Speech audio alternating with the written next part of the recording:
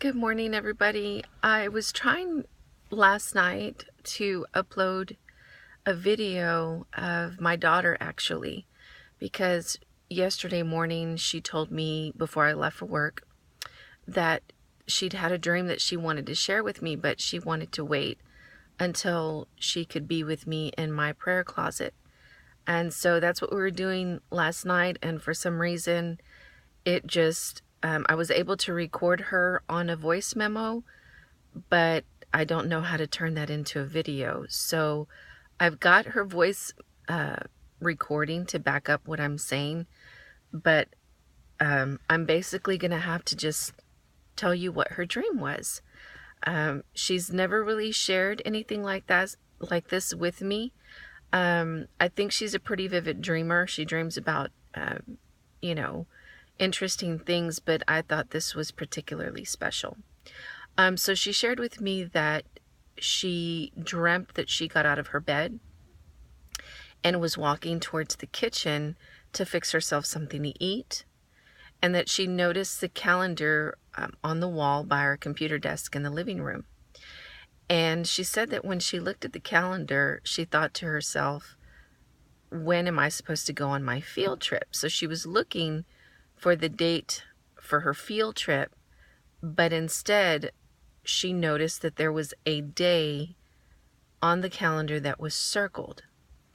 And at the beginning, she wasn't sure what day it was. So she proceeded to say that we went on about our normal business. She said we went to the store, we being me and her and my husband, and we went to the store, came back home, and then we were just sitting on the couch and just relaxing. She said when all of a sudden there was this loud boom, like a crackling sound, and that we immediately jumped up and we went outside, and she described seeing a couple of rows of houses, and behind the rows of houses there was a billowing smoke. She didn't say billowing smoke, but I mean that's what she described, that there was this smoke coming up, and that we said, oh, well, let's go see what happened. So she said when we get there that there's this huge asteroid looking rock, she said, which I'm pretty sure she just basically meant an asteroid. This huge rock in the ground, and she said there was purple and blue. She kept saying solar flare. She said like when a solar flare shoots out, it's a one color, but then I guess, I don't know where she's getting this from, but she said that when it calms down, it changes colors. So anyway, so she just described like these blue and purple kind of flames around this rock. And so she said some people were, huddled together. Some people were hurt. They had bandages on them. They had injuries on their arms. And as we were standing there just kind of observing the situation, then she saw my older son, Peter, his girlfriend, Ashley, their son, Camden, my grandson, and her mom. And she said we were exchanging, are you okays? And is everybody okay? And the next thing you know, the people that were standing around, we all looked up and we saw that there were more rocks coming, more fireballs coming. And so she said we decided we need to get out of here. We tried to get into the vehicle that we were in. She said it would turn on, but it wouldn't stay on. So at that point, we decided to run back to the house. What was interesting was that she said when we came back to the house, she said that I said, let's go into the garage. And so she said in the garage, she knew that we were going to go into my prayer closet. She said, but what was weird, she said, you've got your books and stuff in the prayer closet, right? And you have our pictures and all that. I said, yeah.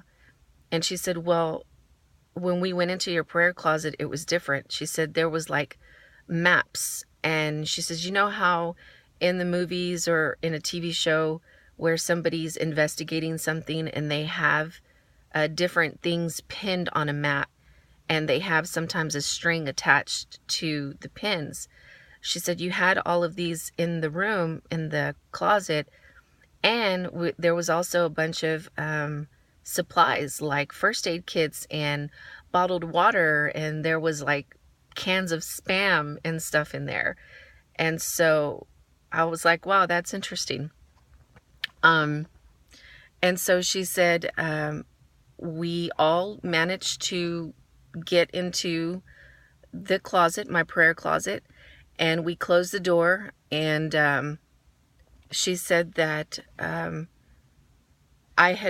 prayed briefly, that I asked for the Lord's protection over us, and we immediately heard another loud boom, and she woke up.